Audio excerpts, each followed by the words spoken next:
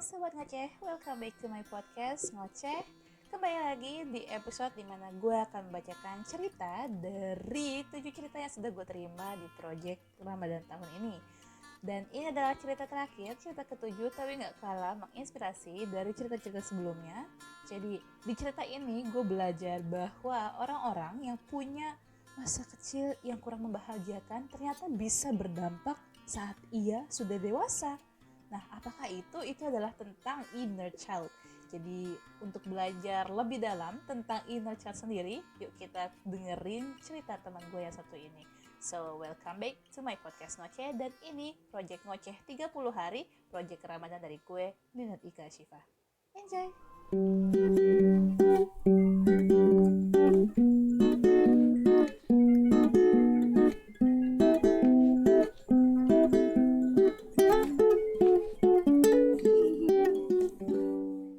Apa itu inner child?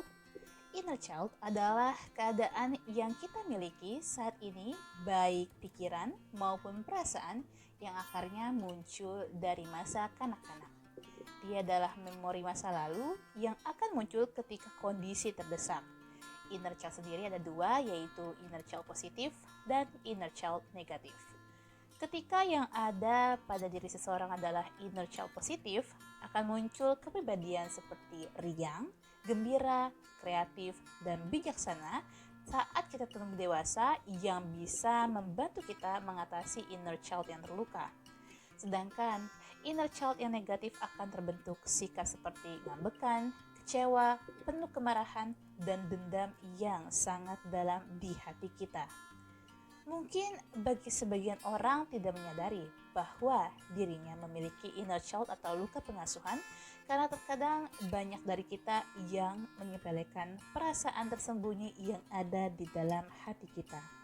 Perasaan-perasaan seperti hati yang kosong, merasa sendiri dan kesepian di tengah keramaian, emosi yang meledak-ledak, sedih tiba-tiba, galau tiba-tiba, ada rasa sesak di dada padahal sebelumnya kita happy-happy aja. Kepribadian yang tak sama saat di rumah dan di luar rumah, menyalahkan diri sendiri, tidak pernah puas dengan apa yang kita raih, merasa tidak berharga dan tidak berguna. Itulah beberapa tanda bahwa ada yang error dengan diri kita. Tanda yang paling jelas ketika kita memiliki luka pengasuhan adalah ketika kita memiliki rasa benci kepada orang tua kita sendiri karena sikap maupun ucapan mereka kepada kita saat kita kecil, bahkan sampai saat ini. Ada perasaan sakit yang sangat mendalam, ada perasaan yang sangat terluka, ada rasa sakit saat mengingat memori negatif masa lalu.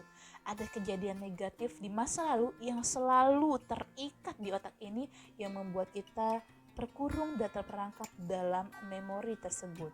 Bahkan membuat kita semakin benci dan tidak menerima. Kenapa harus dia yang menjadi ibu atau ayah saya? Kenapa saya tidak bisa memiliki ayah atau ibu seperti teman saya? Kenapa? Rasanya diri ini ingin berlari sejauh mungkin dari mereka. Bahkan ada yang berpikir untuk mengakhiri hidupnya karena merasa untuk apa saya hidup jika ortu saya sendiri tidak pernah menghargai diri ini. Selalu membandingkan kita, membentak kita, mengumpat kita, memukul kita, menghina kita, menjudge kita, diri kita bagaikan tempat sampah untuk membuang sampah atas emosi negatifnya tanpa ada kata maaf dan sentuhan cinta. Bahasa cinta setelah kalian orang tua melakukan hal jahat kepada kami. Mungkin jika kalian meminta maaf, membelai dan memeluk sambil mengatakan I love you, luka itu akan membekas di diri kami anak-anakmu. Tapi kau tidak melakukannya sama sekali. Justru semakin hari kami bagaikan tempat sampah bagimu. Kata-kata gua bunuh lu, setan lu, monyet lu, anjing lu, gak berguna lu, bangsat lu, gini aja gak becus, parah, goblok lu, tolol lu, dan umpatan lainnya. Belum lagi pukulan dan tamparan yang membekas di memori kami. Apa salah kami kepadamu? Kami hanya makhluk lemah, kecil, dan tak berdaya. Kami hanya makhluk penuh dengan rasa ingin tahu. Kami hanya makhluk yang ingin dikasihani dan dicintai. Kami hanya ingin perhatian dan pengertianmu. Kami hanya ingin kamu tidak membandingkanku dengan orang lain, apalagi dengan dirimu. Kami hanya manusia, mama papa. Kami tidak sempurna, kami sakit, kami sedih, kami terluka. Kami hanya anak-anak. Kami bukan orang dewasa yang mengerti apa mau kalian. Lalu, apa dampak inner child bagi kehidupan pernikahan dan pengasuhan saat kita memiliki anak? Bagi yang sudah menikah, inner child negatif yang akan keluar tergantung hal negatif apa yang terjadi pada diri kita di masa lalu yang membekas di diri kita. Seperti halnya ada sesuatu yang kurang dan tidak kita dapatkan di masa lalu. Saya sendiri di masa kecil sampai dewasa sangat jarang mendapatkan ungkapan cinta dan sentuhan baik dalam bentuk belayan maupun sentuhan terutama dari ibu saya. Hingga saya terbentuk menjadi pribadi yang dingin ketika di dalam rumah dan mencari apa yang tidak saya dapatkan dari kedua orang tua saya di luar rumah, seperti kepada teman-teman, saudara, nenek, kakek, dan bibi-bibi. Bisa dibilang saya punya dua kepribadian. Jika di rumah, saya akan menjadi sosok yang diam dan acuh. Sedangkan saat di luar rumah, saya akan menjadi pribadi yang sangat riang dan hangat, sangat jauh berbeda dengan sosok saya di rumah. Salah satu dampak dari inner child negatif dalam pengasuhan anak adalah ketika kamu refleks membentak atau mencubit anak, padahal kamu tahu bahwa tindakan yang kamu lakukan adalah hal yang salah. Saya sendiri pernah hilaf membentak anak. Rasanya seperti ada yang mengambil alih energi dan menyabotase diri saya saat itu. Menurut psikolog Asep Hairul Ghani, hal itu bisa saja terjadi dikarenakan kita memiliki inner child yang terluka. Mengapa inner child dan luka pengasuhan perlu disembuhkan? Karena yang pertama, itu akan menyebabkan muncul respon error. Kita tahu apa yang kita lakukan itu salah, namun terus kita ulangi. Contohnya, ketika seorang ibu memukul, mencubit, membentak anaknya, ibu tersebut tahu dan menyesali perbuatannya. Hari itu, namun 2 jam kemudian, ia akan melakukan perbuatan itu kembali. Bahkan ada kasus yang dikisahkan oleh Adriano Rusfi, seorang psikolog, bahwa ada seorang wanita yang beragama baik dan paham ilmu parenting, tega membunuh ketiga orang anaknya. Seketika sebabnya, dicari tahu penyebabnya, hal tersebut dikarenakan hal yang berkaitan dengan luka pengasuhan masa lalunya. Saat digali sebabnya, hal tersebut dikarenakan luka pengasuhan masa lalunya. Wanita ini paham bahwa membentak dan memukul itu salah, namun dalam kondisi terdesak, hal itulah yang ia lakukan kepada anak-anaknya sebagaimana apa yang dilakukan ibunya terlebih dahulu. Ia tak ingin luka pengasuhannya berdampak pada pola asuh anak cucunya kelak, jadi ia membunuh ketiga anak. Kedua, karena luka tersebut berpotensi akan mempengaruhi kehidupan pernikahan kita dengan pasangan. Inner child yang tidak segera disembuhkan akan membawa pengaruh negatif dalam hubungan suami istri. Inner child yang ada dalam diri kita akan selalu menuntut kepada pasangan apa yang kita tidak dapatkan saat masa kecil dahulu. Kurang bersyukur dengan pasangan kita membandingkan pasangan kita dengan orang lain, sehingga menimbulkan perbedaan pendapat dan susahnya menyatukan dua jiwa dan kepribadian dari dua manusia dalam pernikahan, bahkan menyebabkan timbulnya toxic marriage. Yang ketiga, karena berpotensi merusak hubungan kita dengan orang tua kita, dengan anak-anak kita, maupun dengan diri kita sendiri. Lantas, upaya apa yang sudah saya lakukan untuk menyembuhkan inner child dan luka pengasuhan? Saat saya sadar dan tahu bahwa saya memiliki inner child itu adalah ketika saya sudah menikah. Saat saya sedang membaca sebuah artikel tentang seorang ibu yang memiliki inner child. Saya ngerasa, kok sama ya dengan diri gue? Iya bener, apa iya gue juga sama punya inner child kayak ibu-ibu ini? Akhirnya saya pun mendalami tentang inner child dan hasilnya positif. Saya positif punya inner child negatif. Setelah didalami lagi, ternyata bukan hanya inner child yang ada di diri saya, namun juga sebuah luka pengasuhan yang sangat dalam yang selama ini ternyata menjadi penyebab saya merasakan hal-hal yang sudah saya sebutkan sebelumnya. Awalnya saya merasa takut. Takut gak bisa lepas dari dua hal ini. Takut anak-anak saya nanti akan terkena efek yang saya bawa. Namun Allah Maha Baik. Dia menghadirkan orang-orang baik di sisi saya. Mulai dari sahabat yang selalu menguatkan saya saat mulai berhijrah, ayah yang selalu lembut dalam menasehati saya, kalimat yang menjadi titik awal keyakinan diri saya untuk sembuh dari beliau yaitu, kalau nanti kamu jadi istri, jadilah istri yang salehah ya, jadi ibu yang baik ya buat anak-anak. Luka yang ada di diri saya disebabkan oleh mama saya sendiri. Mama itu orang yang keras dan perfeksionis banget. Sangat dominan, segala sesuatu harus sempurna menurut pandangannya, harus sesuai dengan rules-nya, melihat dengan mata kepala sendiri dan mendengar dengan telinga sendiri saat mama memarahi papa dengan kata-kata kasarnya, dengan kondisi papa yang tidak sesehat pria lainnya. Mengalami kekerasan verbal secara fisik dan lisan, pengasuhan yang sangat toksik saya alami dari saya kecil hingga dewasa dengan kondisi ayah yang sakit-sakitan. Saat papa masih hidup, dia yang selalu menjadi pelindung saya, membelai saya, menguatkan saya untuk bersabar menghadapi sikap mama yang seperti itu. Namun, Allah lebih sayang papa. Papa meninggal saat saya berusia 15 tahun. Dimulai saat itu saya harus berdiri sendiri untuk menghadapi ketoksikan mama.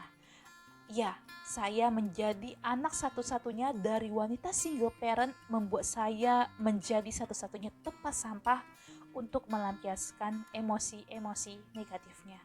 Bahkan sampai saat ini, saya masih mengingat kalimat-kalimat dan perilaku menyakitkan yang saya terima darinya saat mama melakukan sesuatu yang mampu membuat memori luka tersebut muncul ke permukaan. Rasa sesak, benci saya kepada mama sampai menyakiti diri saya sendiri dengan membenturkan kepala ke dinding pernah saya lakukan agar rasa sakit saya terlepas dan saya merasa puas setelah melakukan itu. Sampai yang terparah saya pernah berpikir untuk mengakhiri diri sendiri karena tidak kuat menjalani kondisi yang seperti ini. Saat itu saya merasa diri ini kosong, jatuh sejatuh-jatuhnya. Tidak ada yang mau menolong karena mereka tidak paham akan apa yang saya rasakan. Rasanya sakit, benar-benar sakit saat kita tidak dihargai, selalu disalahkan, dituntut, dijudge. Saya benci diri saya yang tidak pernah bisa masuk kriterianya. Alhamdulillah, Allah sayang saya, sehingga hidup saya tidak berakhir dengan sia-sia. Saat itu, seseorang mengingatkan saya untuk mengingat Allah dan membaca Al-Quran. Curhat sama Allah sampai benar-benar nangis kejar dan meraung-raung. Ya, cuma Allah yang tahu apa yang saya rasakan. Selepas itu, hati ini terasa senang, terasa tenang, dan plong. Sejak saat itu saya sadar bahwa suatu hari nanti saya akan menjadi istri dan seorang ibu. Saya harus menjadi yang lebih baik lagi. Seperti apa yang papa saya katakan saat itu. Jadilah istri solihah dan ibu yang baik. Alhamdulillah, Allah memilih saya untuk menjadi salah satu orang yang beruntung menerima hidayah darinya, mendapat sahabat yang baik, dan terakhir mendapat suami yang sangat baik, yang sangat mengerti tentang apa yang saya alami dan rasakan, membantu saya untuk keluar dari lingkaran setan ini, memenuhi kantong cinta yang kosong dan hilang saat saya kecil dulu. Nah teman-teman, kemarin gue udah update sama teman gue yang memiliki cerita ini, dan terakhir ia mengatakan bahwa dirinya memang masih terapi untuk bisa menyembuhkan inner child dan luka pengasuhannya. Tapi di sini teman gue juga menyampaikan beberapa tahapan untuk kita yang mungkin punya inner child juga ataupun punya luka pengasuhan juga, punya cerita yang sama, perasaan yang sama. Cara-cara untuk bisa menyembuhkannya yaitu dengan melakukan pendekatan psikologi dan juga melakukan pendekatan kepada Allah. Jadi di sini gue bacakan ya untuk tips-tips dari kita. Jadi teman gue mengatakan, misalkan teman-teman merasakan apa yang teman gue yang rasakan seperti inner child dan luka pengasuhan, maka lakukanlah pendekatan psikologi. Pendekatan psikologi di sini juga dia breakdown menjadi 6 tahap ya. Yang pertama yaitu dengan cara berdialog dengan diri sendiri, mencari tahu sebenarnya apa yang ada di dalam diri kita. Caranya dengan jujur kepada diri kita sendiri, mengetahui apa sih sebenarnya yang terjadi di diri kita, terus berjanji juga untuk terus belajar dan berbenah diri serta meninggikan jiwa agar dibekali kemampuan Allah supaya kita jadi lebih baik lagi, supaya misalkan kita punya hal yang ini yang tadi kita omongin ya, inner child dan luka pengasuhan, itu supaya nggak terjadi lagi ke anak-anak kita nantinya. Lalu yang kedua ada recall memory, yaitu menghadirkan kembali memori menyakitkan di masa kecil. Lalu kalau misalkan kita udah recall nih memori tersebut, maka kita melakukan tahap selanjutnya yaitu reframing, memberikan sebuah bingkai yang baru pada foto yang lama. Lalu yang keempat, mengenal bahasa cinta. Jadi saat kita mempunyai, sebenarnya bahasa cinta ini bisa diterapkan saat teman-teman kayak merasa terikat dengan orang tertentu ataupun merasa terikat dengan sebuah luka tertentu. Coba mengenali bahasa cinta. Saat kita merasakan luka tersebut, bisa jadi itu terjadi karena itu touch banget nih dengan bahasa cinta, dan dengan kita tahu permasalahannya apa, kita bisa memperbaiki juga, menyembuhinya juga dengan bahasa cinta yang kita pilih. Contoh, bahasa cinta seorang Ninet adalah perilaku. Jadi kalau misalkan ada orang melakukan sesuatu ke gue gitu, gue akan, dan itu negatif, itu akan berdampak lebih besar ketimbang orang lain yang bahasa cintanya adalah kata-kata gitu. Nah, gue misalkan menerima perilaku yang negatif, itu akan menyakiti gue, sangat menyakiti gue, tapi gue akan bisa sembuh dengan perilaku yang positif juga. Jadi gue akan mudah melting ataupun mudah marah ataupun mudah sensitif saat menerima sebuah perlakuan atau perilaku yang berhubungan dengan diri gue. Jadi coba kenali bahasa cinta teman-teman. Teman-teman bisa ngambil tesnya, ada di Google kayak 5 Loves Language gitu, coba deh cari tahu. Lalu yang kelima, coba memaafkan alias berdamai dengan masa lalu. Setelah kita tahu, oh ternyata gue punya luka pengasuhan atau inner child karena mama misalkan, ataupun papa karena perilakunya seperti ini, coba dimaafkan dan berdamai dengan masa lalu supaya kita tidak akhirnya terus-terusan mengingat dan merasakan kepahitannya sampai detik ini. Lalu yang keenam, terapi ke psikolog menggunakan metode DEPT atau DEPTH, yaitu Deep Side Tapping Technique. Dan ini kata temen gue bisa dilakukan dengan bantuan orang sekitar atau pasangan kita. Setelah melakukan pendekatan psikologi, teman gue juga menambahkan sebuah referensi, yaitu mengutip dari buku Tarbiyah Ruhiyah bahwa penyucian jiwa itu bisa dilakukan dengan 5M. Jadi kan dikatakan ya tadi di awal ya, kalau misalkan kita mau melakukan pendekatan psikologi, berdialog sama diri sendiri, lalu kita melakukan penyucian jiwa gitu kan. Nah, penyucian jiwanya ini bisa menggunakan referensi ini dalam buku Tarbiyah Ruhiyah, bisa dilakukan dengan 5M. M yang pertama muahadah, yaitu mengingat kembali perjanjian kita dengan Allah seperti misi penciptaan kita di muka bumi, tujuan pernikahan, doa-doa saat meminta keturunan dan lain-lain. Lalu yang kedua muraqabah, mendekatkan diri kepada Allah agar diberikan qaulan sadida, perkataan yang baik, termasuk teladan sikap yang baik dalam mendidik anak-anak. Yang ketiga muhasabah, mengevaluasi diri agar saat mendidik anak-anak senantiasa selaras dengan Al-Quran dan As-Sunnah. Lalu yang keempat, muaqabah, menghukum diri sendiri jika tidak konsisten dalam menjalankan pola pengasuhan yang baik. Dan yang kelima, mujahadah, bersungguh-sungguh dan konsisten dalam menjalankan pendidikan dengan cara membuat perencanaan dan ukurannya. Well, itu dia teman-teman, cerita dan tips dari teman gue yang selama ini dia sedang berjuang menyembuhkan inner child dan luka pengasuhannya. Bagaimana? Apakah teman-teman memiliki cerita yang serupa? Semoga jika iya, bisa terbantu kurang banyaknya lewat cerita ini. Oke, teman-teman, semoga dimanapun kalian berada, termasuk gue juga ya gitu kan, kita berdoa yuk semoga kita memiliki mental ataupun jiwa yang sehat, karena ini merupakan kembali lagi isu yang paling harus kita khawatir sebagai seorang milenials, karena seorang milenials itu kayak udah mulai jarang deh lebih jarang kena penyakit fisik, karena kita udah mulai care kan, kayak rajin olahraga segala macem, tapi kita rentan di penyakit mental. So ya, take care ya teman-teman dimanapun kalian berada. Ya, itu dia untuk episode kali ini. Sekaligus ini adalah konten Move Up yang terakhir di podcast Ngoceh 30 hari Project Ramadan tahun ini. Thank you so much untuk teman-teman yang udah ngedengerin. Sorry kalau misalkan gue ada salah-salah kata. Well, bye-bye. Wassalamualaikum warahmatullahi wabarakatuh.